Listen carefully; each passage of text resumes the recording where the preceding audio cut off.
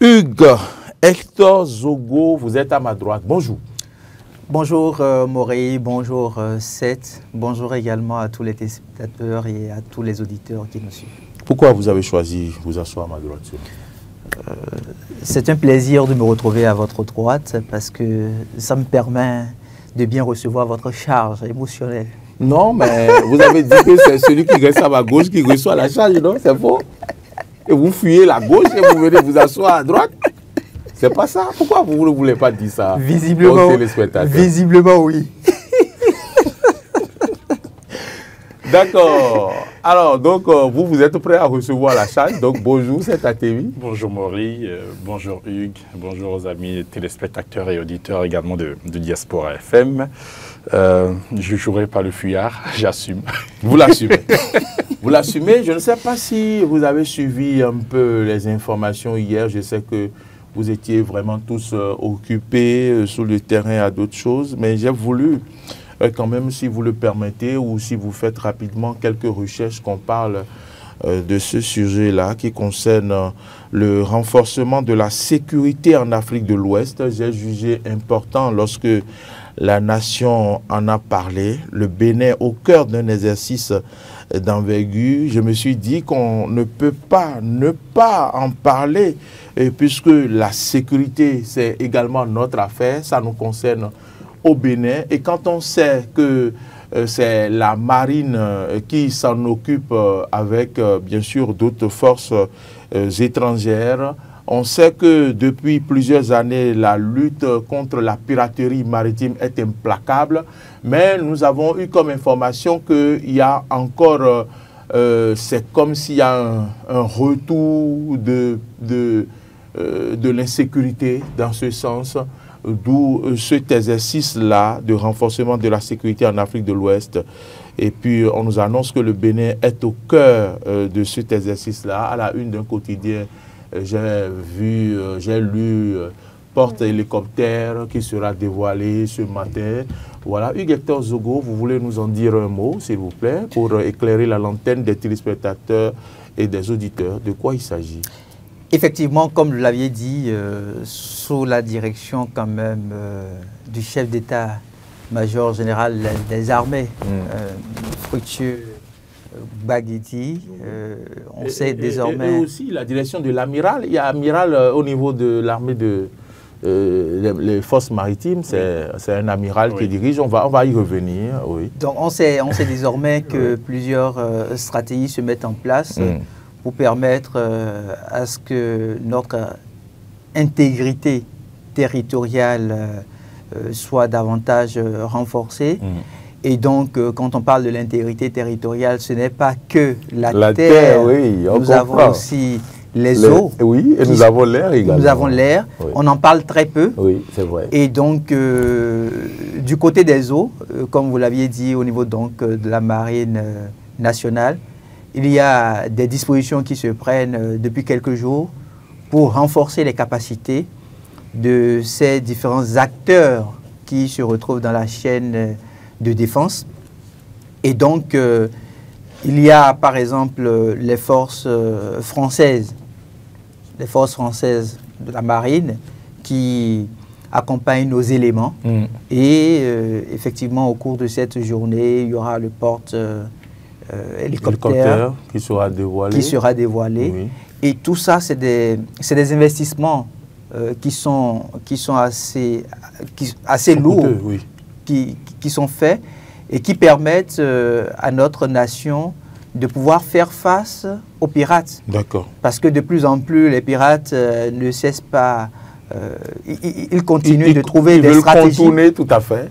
Ils veulent contourner les stratégies de sécurité mises en place. Exactement. Déjà. Vous savez que désormais, il y a une plateforme à partir de laquelle on peut voir tout ce qui se vit au niveau de nos eaux. Ah, je ne savais pas. Bien sûr, il y a une plateforme du genre. Donc, ce qui fait que quand vous êtes sur les eaux béninoises, tout de suite, on peut identifier le nombre de bateaux. Que vous êtes, quel type de bateau. Quel type de bateau se retrouve au niveau de nos eaux. Est-ce qu'effectivement, c'est des équipements sécurisés ou est-ce que c'est des pirates, tout ça. Donc, le porte hélicoptère qui sera dévoilé aussi aujourd'hui, c'est un investissement assez consistant, assez important, qui viendra renforcer le dispositif sécuritaire et permettre à nos hommes de la marine d'être plus efficaces sur le terrain, puisque c'est ce que nous attendons d'eux. Et comme vous le savez, on est en train de traverser une période assez sensible, c'est la période des élections.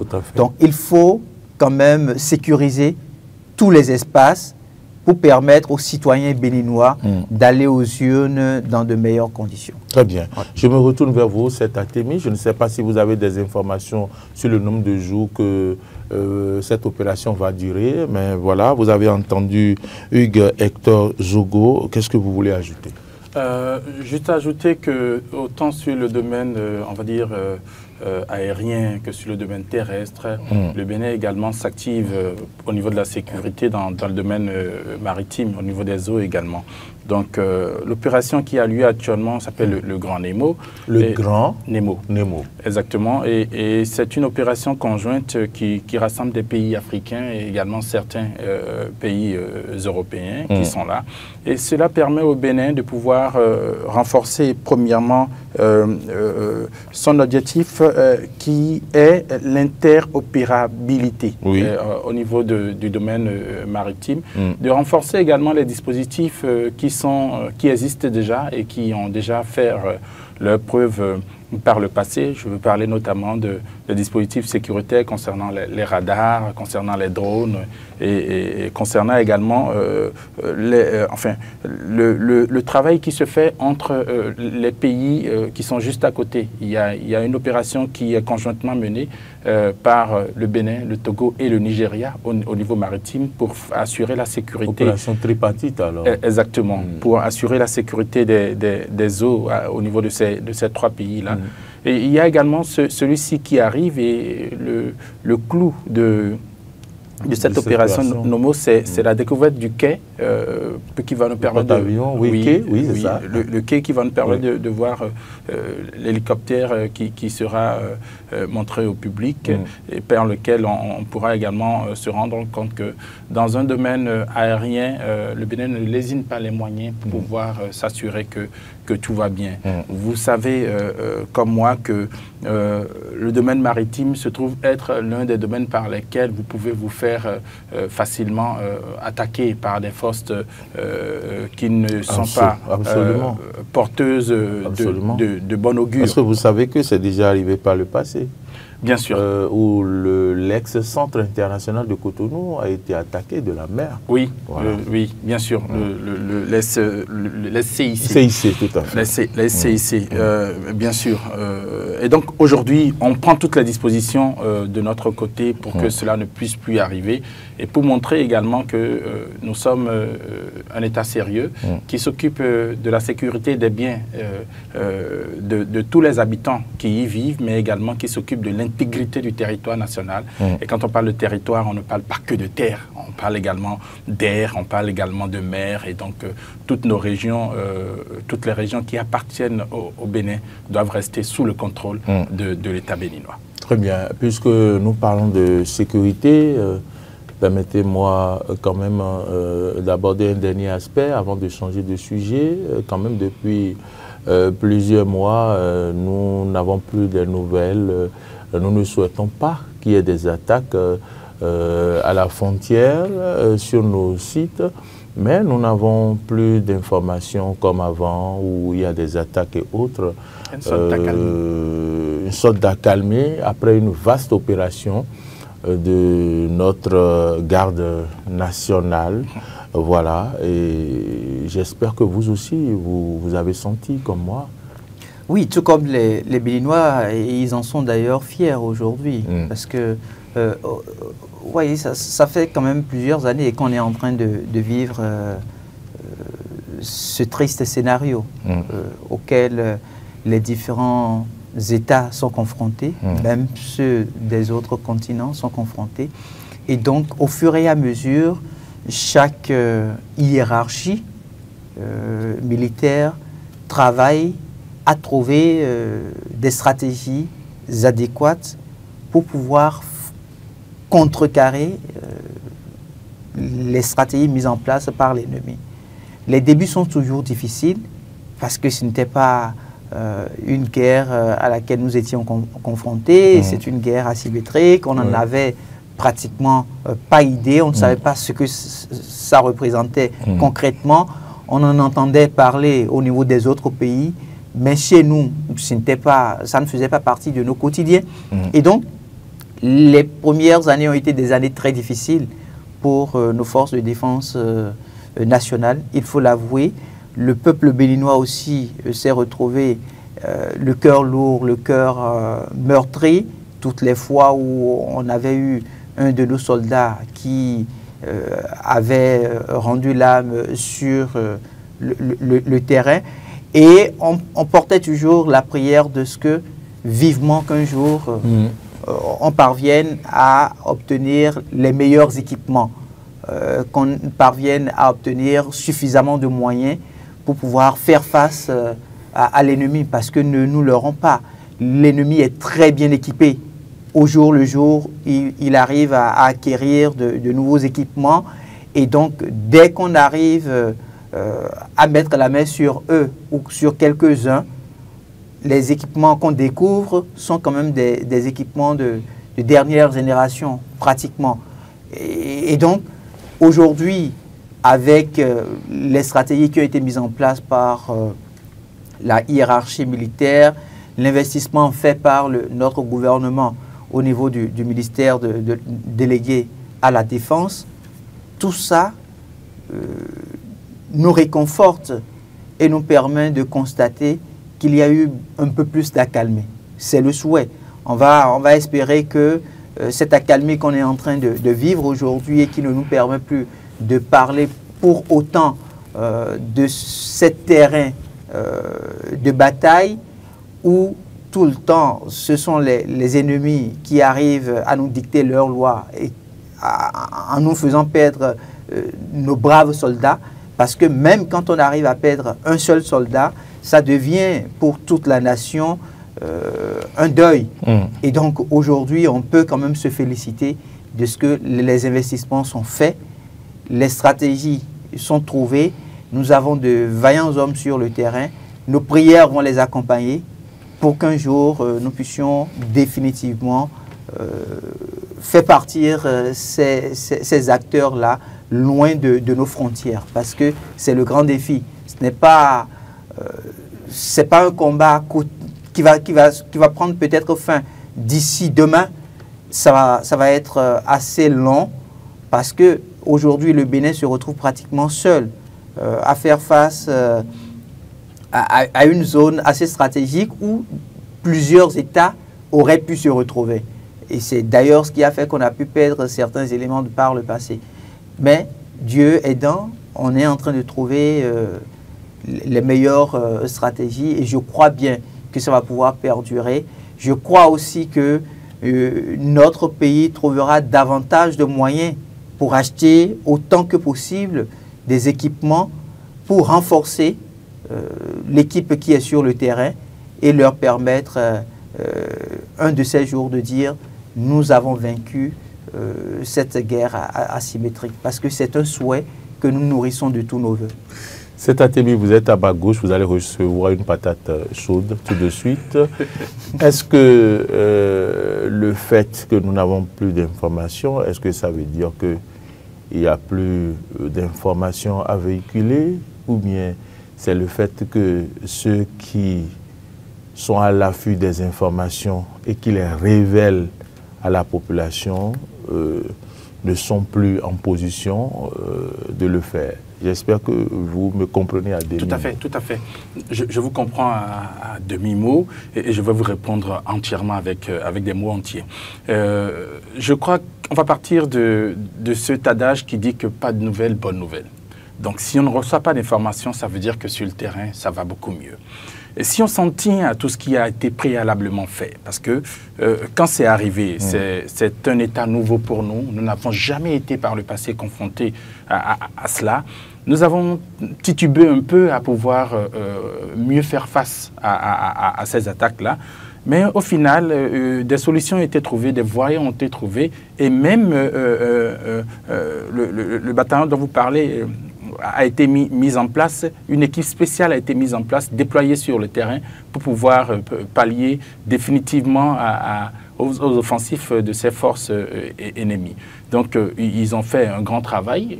Qu'ils vous souviennent que le 1er août dernier, lors de la célébration du 65e anniversaire de la cession de notre pays à la souveraineté internationale, un contingent, un régiment de ces hommes-là ont défilé et ont été salués. Je me souviens qu'il y avait eu un stand innovation pour eux alors qu'ils passaient, parce que tout le peuple entier était fier de tout ce qu'ils avaient fait. Voilà, reconnaissant de tout ce qu'ils avaient fait pour contrer les attaques de l'ennemi dans ce domaine-ci.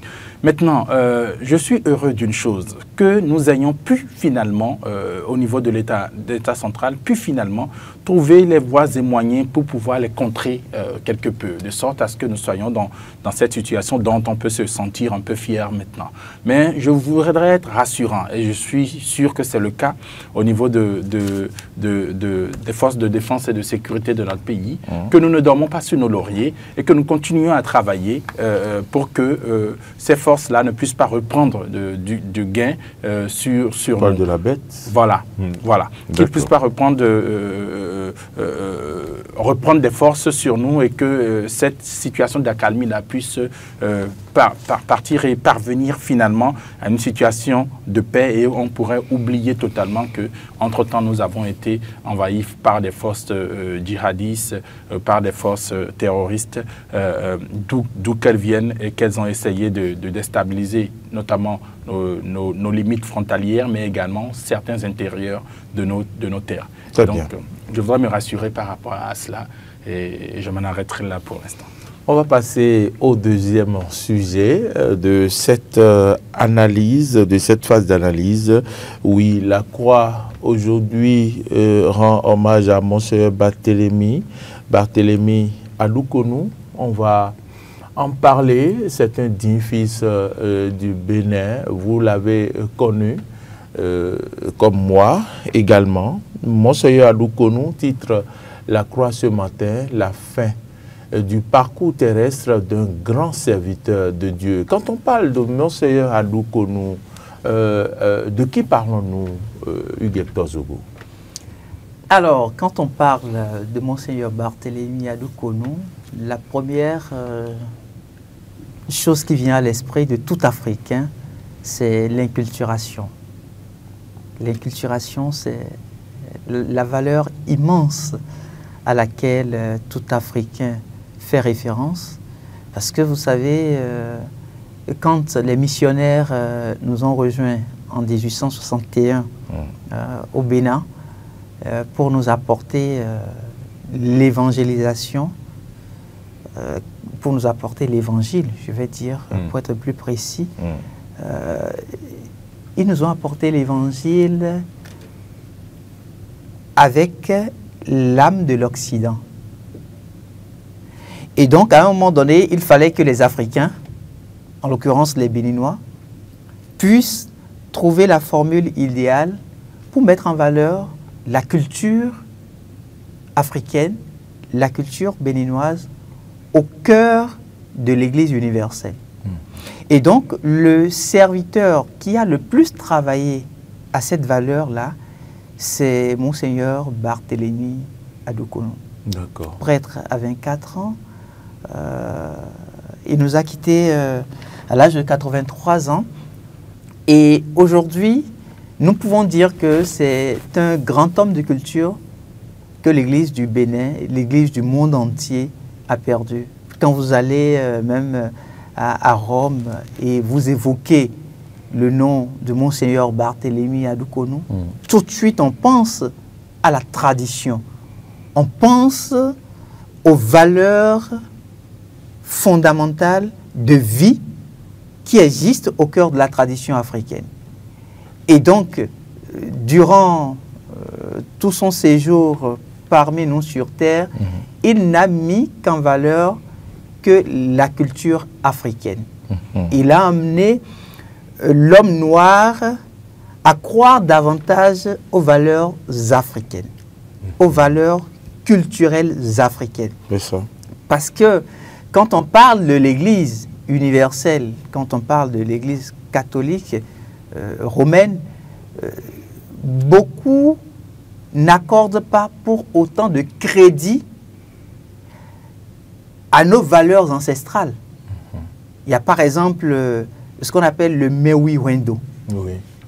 qui a été, je vais dire, une culture qu'il a essayé, qu'il a valorisé au niveau de l'Église catholique. D'accord.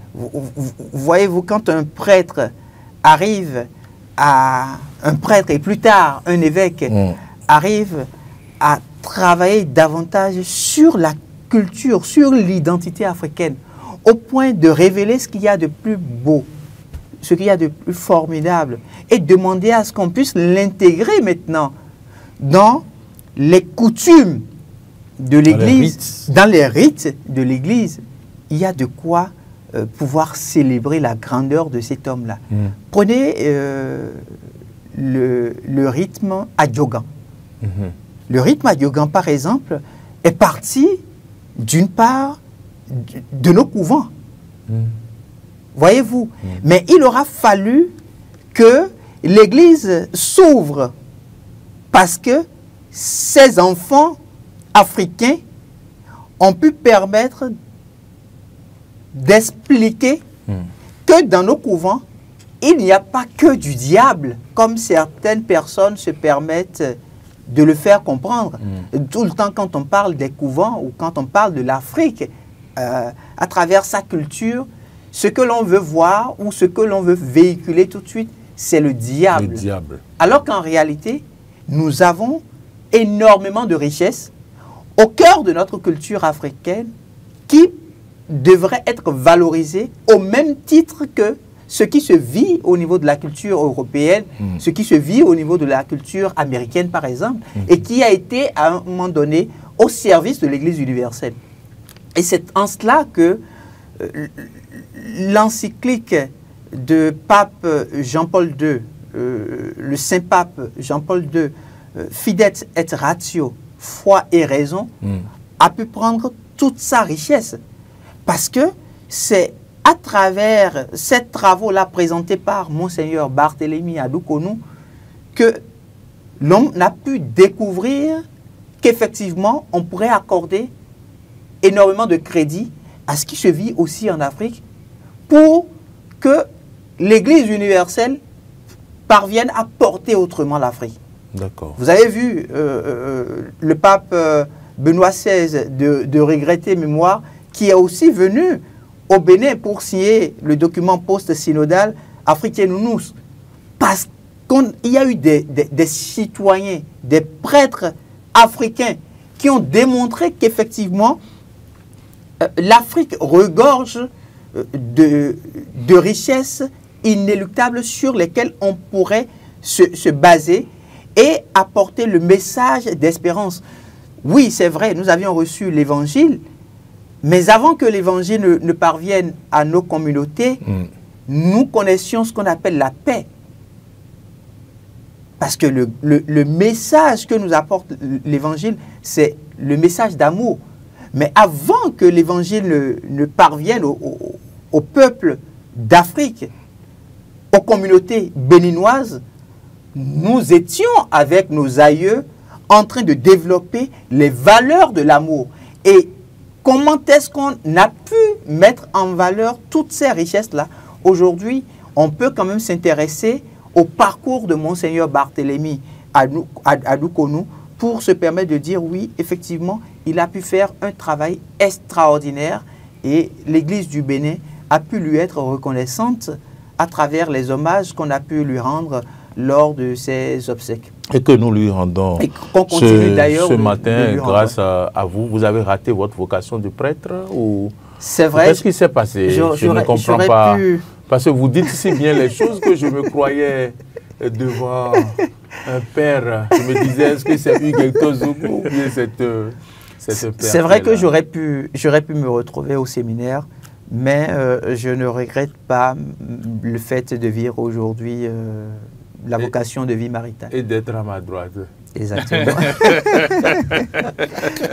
Alors, comme à la droite du Père. Comme à la droite du Père. Et cette académie, on parle de disciples du pape Benoît XVI quand on parle de Monseigneur Barthélemy, feu Monseigneur Barthélemy Adoukonou.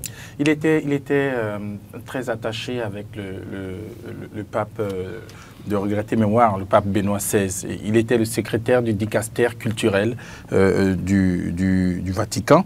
Et en fait, c'est une façon de dire le directeur de cabinet de ce dicaster-là. D'accord. Ils ont les expressions. Oui, donc c'était une personnalité très importante. Et le dicaster culturel s'occupait un peu de ce dont tu as parlé tout à l'heure, avec vaillance et élégance, Hugues-Hector Zogo, pardon, avec une très belle classe. Éloquence. Oui, je le lui concède, et l'Église le lui reconnaît également. Merci.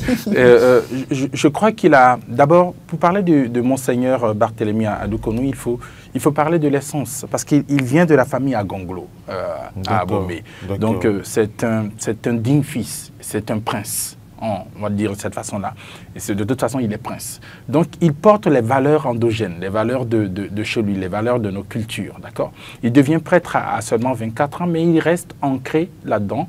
Et il travaille à faire en sorte que, au niveau de l'acceptation de l'évangile, de la bonne nouvelle que prônait le catholicisme, que l'on puisse, à travers cela, nous retrouver dans tout ce qu'il y avait comme rituel, comme rite qui venait de chez nous. En parlant, en promouvant, premièrement, la langue fond, pour que l'évangile puisse être dit dans nos langues locales. Il a travaillé énormément à cela sur la terre béninoise. Il y a travaillé également au niveau, je veux dire, au niveau africain et au niveau international ensuite, puisqu'il a occupé cette fonction au Vatican pendant le règne du pape Benoît XVI. Mais il a également été, je crois, le responsable de tous les archevêques et tous les évêques, je vais dire ça, de l'Afrique de l'Ouest, d'accord, avant de pouvoir continuer au Vatican à exercer ses fonctions.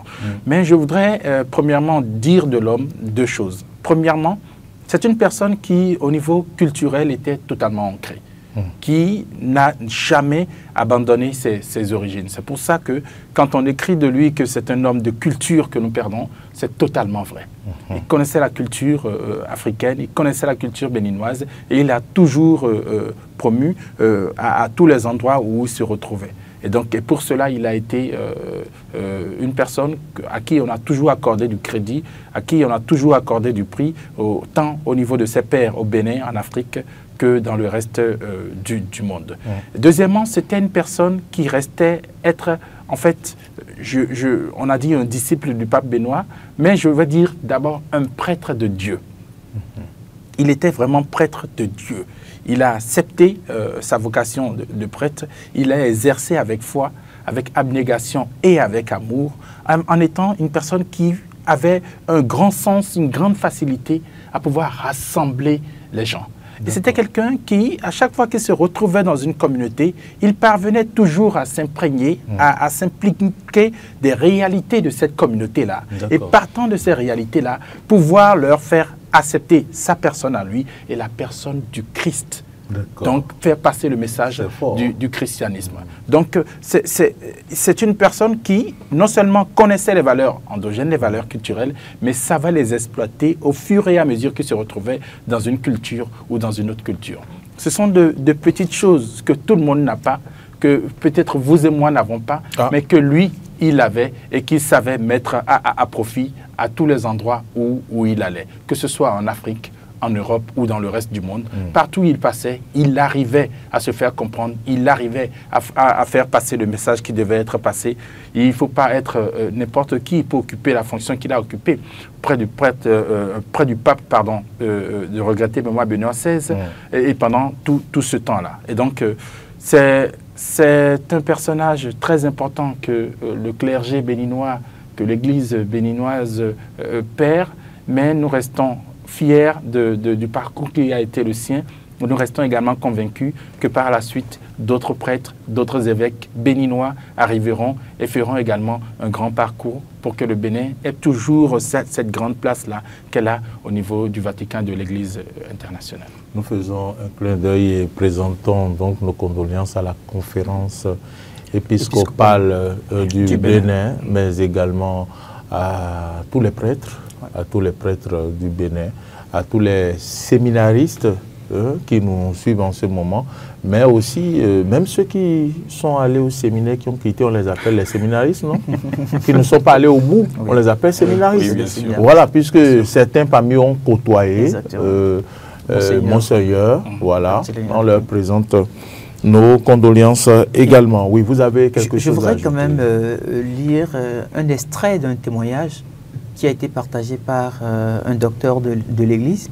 C'est le père Rodrigue Bekinou, qui se retrouve être aujourd'hui le directeur de l'école d'initiation théologique et pastorale, une école qui a été mise en place par Monseigneur l'archevêque de Cotonou, qui préside la conférence épiscopale du Bénin, Monseigneur Roger Orumbeki, dont je le cite, il dit « Initiateur de Mewihendo, une approche d'inculturation ».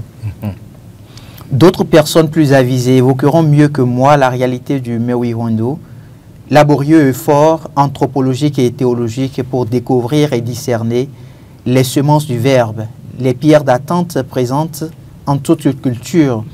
Ce mouvement a réalisé un énorme travail qui mérite d'être salué, honoré, travaillé, étudié et aussi perfectionné avec méthode et esprit critique. Selon quel paradigme alors?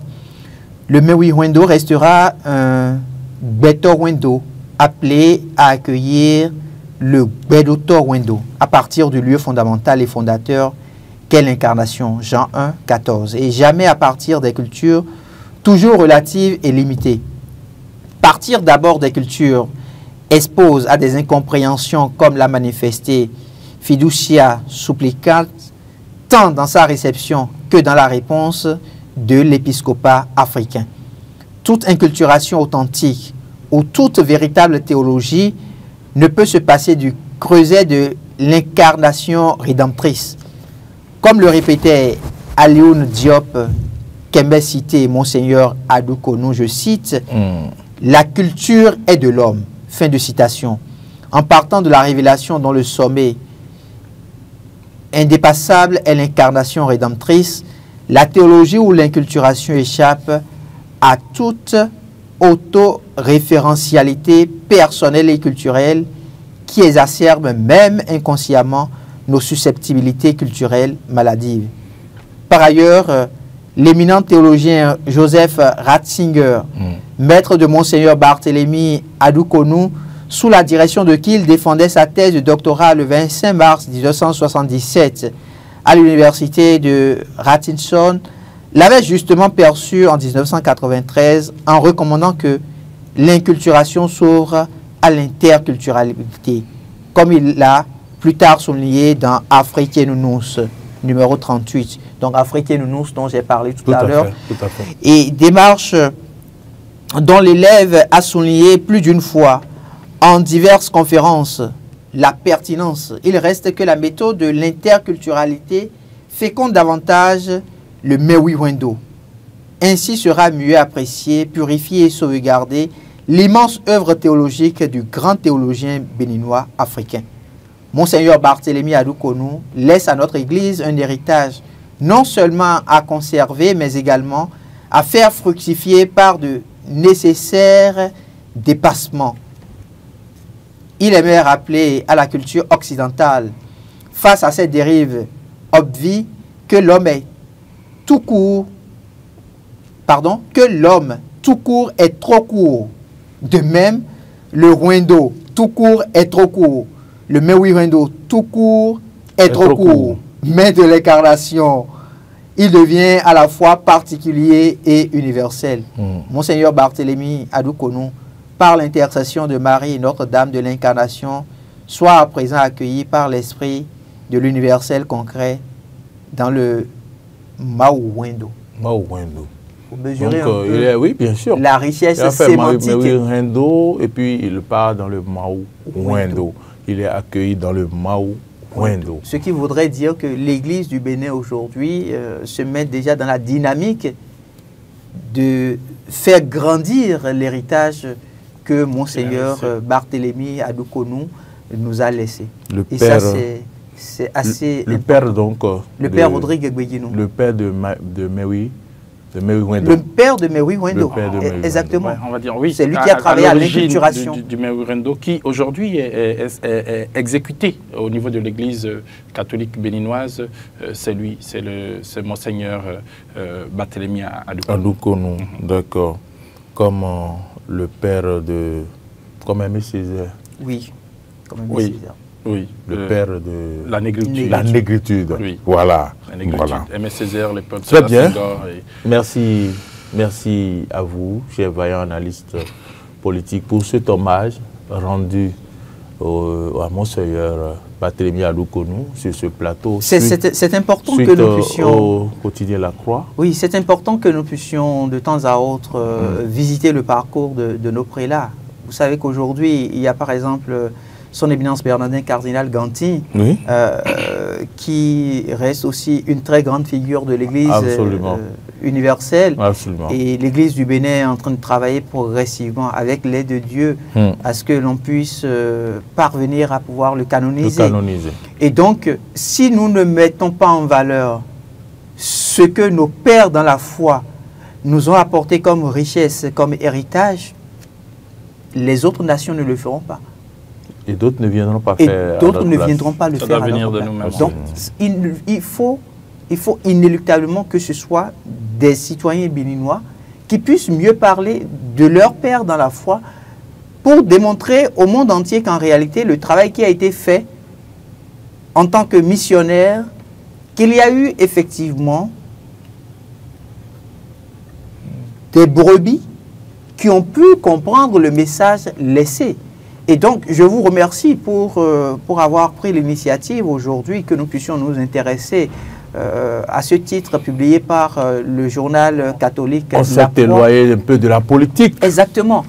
On s'est éloigné un peu de la politique. Parfois, ça fait du bien. Ça fait du bien. Ça fait énormément du bien.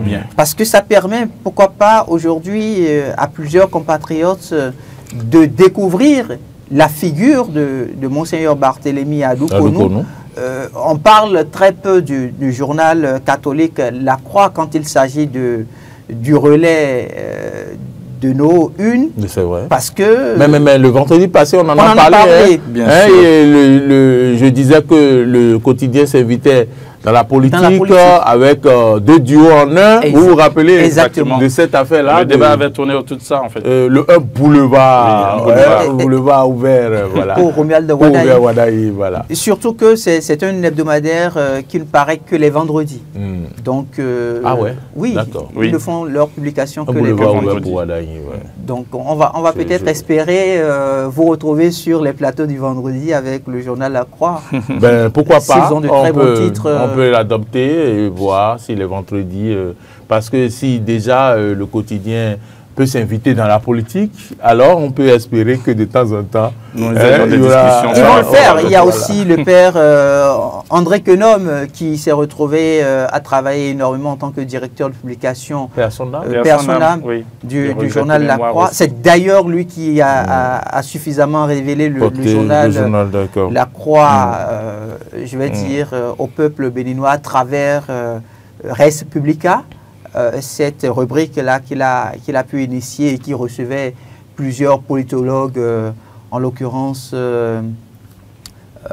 oh là là, son nom m'a échappé, Mathias Rumpé, d'accord, qui faisait quand même de très belles publications à travers cette rubrique-là. Ça a beaucoup aidé nos hommes politiques. J'espère que ça va se poursuivre. On va l'espérer. Parce que l'impartialité dans le traitement de l'information, tel que ça se passait au niveau de cette rubrique-là, ça a aidé beaucoup. Est-ce que vous savez celui qui est maintenant à la tête du quotidien La Croix? Alain Sessou. Ah, il me semble que c'est ça. Oui. D'accord.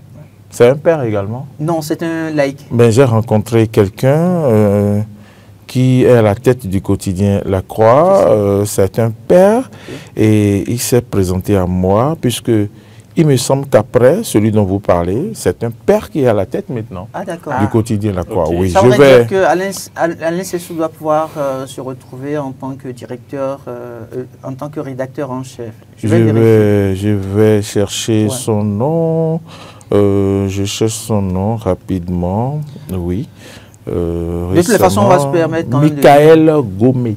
Ah, Père Michael Gomé. Je ne connaissais pas le père. Je pense que j'ai mis DP, oui. C'est lui maintenant le directeur de publication du quotidien La Croix. Donc c'est un nom à retenir parce que vous voyez déjà sa touche. Bien sûr, bien sûr. Très bien, merci à vous. Restez avec nous. C'est sur donc le quotidien La Croix que nous allons mettre un terme à cette deuxième rubrique qui est l'analyse et les commentaires.